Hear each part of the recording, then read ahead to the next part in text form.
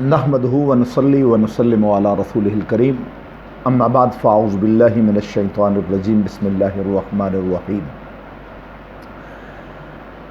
سلیم بھائی، آپ نے سوال کیا ہے کہ معجزہ اور کرامت میں کیا فرق ہے۔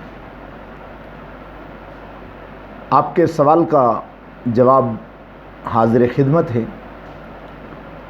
میں نے سوال کو بھی ریپیٹ بھی کیا، دوبارہ سنایا بھی کہ معجزہ اور کرامت میں کیا فرق ہے۔ میرے محترم، اس پر عرض کرنا چاہوں گا، ایک ہے اللہ کی قدرت، جیسے امام بخاری رحمہ اللہ نے کتاب القدر بخاری شریف کے اندر ایک پوری کتاب نقل کی ہے۔ اسی طریقے سے امام مسلم رحمہ اللہ نے مسلم شریف کے اندر ایک کتاب نقل کی ہے جس کا عنوان باندھا ہے امام نبوی رحمہ اللہ نے کتاب القدر۔ ایسے ہی امام ترمذی رحمہ اللہ نے اپنی کتاب الجامع الترمذی کے اندر ابواب القدر کے نام سے عنوان قائم کیا ہے، اور امام مسلم رحمہ اللہ نے باب المعجزات یا معجزات النبی صلی اللہ علیہ وسلم کے عنوان سے، معجزات النبی صلی اللہ علیہ وسلم کے عنوان سے ابواب قائم کیے ہیں۔ اسی طریقے سے کرامات کا باب بھی امام مشکات نے مشکات المصابیح کے اندر موجود ہے۔ تو ایک ہوتی ہے قدرت، جو اللہ عز الجلال کے لیے استعمال اس لفظ کو کیا جاتا ہے۔ امام تفتزانی رحمہ اللہ کی کتاب شرح عقائد پڑھ لیں، اس کے اندر باقاعدگی کے ساتھ آتا ہے اِنَّا كُلَّ شَيْءٍ خَلَقْنَاهُ بِقَدَرٍ۔ اور پھر قدرت باری تعالی، جس کام کو بھی اللہ چاہتا ہے، اللہ قرآن کے اندر خود فرماتا ہے وَلَقَدْ خَلَقْنَا الْإِنسَانَ مِن نُطْفَةٍ، نطفہ سے انسان کو پیدا کیا۔ یہ اللہ کی قدرت ہے۔ اللہ کی قدرت کے سامنے اللہ کی قدرت کی مثالیں اس نے خود قرآن کے اندر متعدد مقام پر فرمایا ان فی خلق السماوات والارض سبح للہ ما فی السماوات والارض۔ کائنات کی ہر چیز اس کی قدرت کاملہ سے تسبیح بولتی ہے، گفتگو کرتی ہے۔ تو یہ اللہ کی قدرت ہے۔ اور پھر قدرت کے بعد آتا ہے، جب بھی اللہ نے کوئی کائنات کے اندر اپنا شاہکار ظاہر کیا تو اس کو اپنی قدرت سے تعبیر کیا ہے۔ اور اس کے بعد آ جاتا ہے معجزہ۔ میں نے ابھی آپ کو بتایا ہے کہ امام مسلم نے معجزات النبی صلی اللہ علیہ وسلم کا عنوان قائم کیا ہے۔ اور معجزہ کیا ہوتا ہے، معجزہ کے بارے میں باقاعدگی کے ساتھ امام تفتزانی نے تعریف لکھی ہے معجزہ کی، ظہور امر خارق للعادت من قبلہ مقرونا بدعوی النبوہ یکون معجزہ۔ کہ معجزہ کیا ہوتا ہے، ایسا امر خارق ہوتا ہے جو عادت کے بالکل خلاف ہوتا ہے، اور جو شخص نبوت کا دعویٰ کرتا ہے اس کے ہاتھ سے اللہ عز الجلال معجزات کو ظاہر فرما۔ جیسے میرے رسول کائنات نے انگلی کا اشارہ کیا تو چاند کے 2 ٹکڑے فرما کر رکھ دیے، اور سورج کو اشارہ کیا تو پلٹ کر عصر کی جگہ پر لے آئے۔ رسول اللہ صلی اللہ علیہ وسلم کی انگلیوں سے پانی کے چشمے پھوٹ اٹھے۔ امام مسلم نے باقاعدگی کے ساتھ اس کے اوپر باب باندھا ہے اور اس کو لکھا ہے وَهُوَ أَعْظَمُ فِي الْمُعْجِزَةِ مِن نَبْعِهِ مِنْ حَجَرٍ۔ ایک ہے حضرت موسیٰ علیہ السلام کا پتھر سے پانی کو نکالنا، اور میرے رسول کی یہ شان ہے کہ آپ نے اپنی انگلیاں مبارک سے، ہاتھ کی انگلیوں مبارک سے آپ نے چشمے نکال دیے۔ اس کو المنہاج کے اندر جو شرح ہے مسلم بن حجاج کا، یعنی امام مسلم کی کتاب مسلم شریف کا، اس کے اندر انہوں نے تعبیر کیا ہے وَهُوَ أَعْظَمُ فِي الْمُعْجِزَاتِ۔ یہ نبی کریم صلی اللہ علیہ وسلم کے عظیم معجزات میں سے ہے۔ اور پھر آ گیا کرامت۔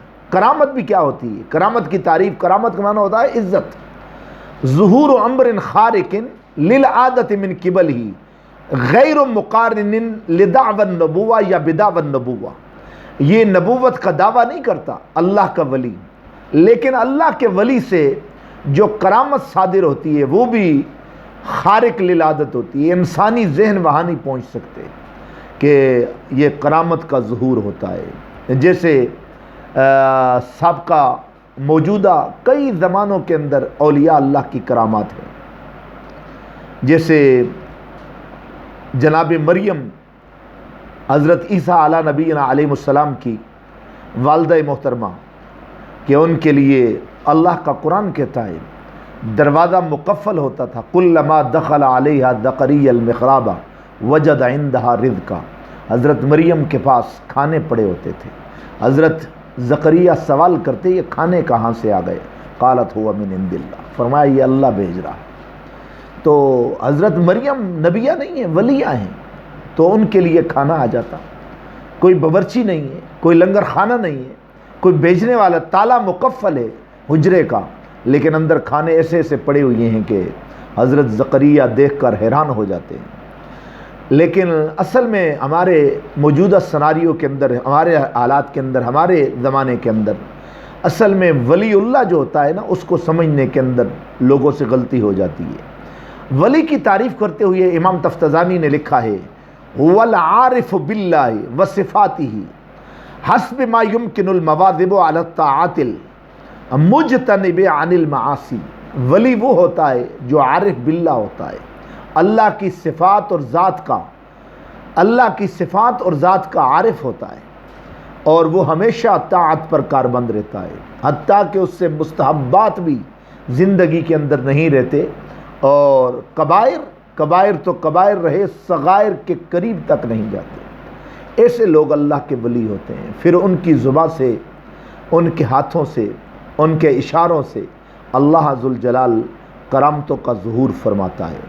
تو کرامت وہ ہے جو ولی اللہ کے ہاتھ سے صادر ہوتی ہے، اور معجزہ انبیاء علیہ السلام، اور قدرت یہ باری تعالیٰ کا حصہ ہے۔ اللہ ہمیں سمجھنے کی توفیق عنایت فرمائے۔ وہ آپ کا یہ کہنا کہ سانپ کا پکڑنا کیا کرامت، اوے بھائی سانپ تو عام آدمی پکڑ لیتے ہیں جن کو کچھ ورد و وظائف کا پتہ ہوتا ہے۔